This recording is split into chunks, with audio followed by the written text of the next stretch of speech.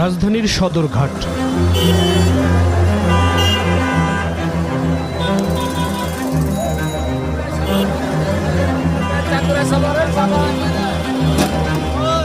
আন্তঃজেলা গণপরিবহন ছেড়ে যায় মিরপুর, গাবতলী, সাভার, উত্তরা ও গাজীপুর। জগন্নাথ বিশ্ববিদ্যালয়ের মূল ফটকে দাঁড়িয়ে থাকে সব পরিবহন। বাহাদুর শাহ পার্কের চারদিকে বেষ্টিত থাকে এবং ঘুরতে থাকে সব বাস।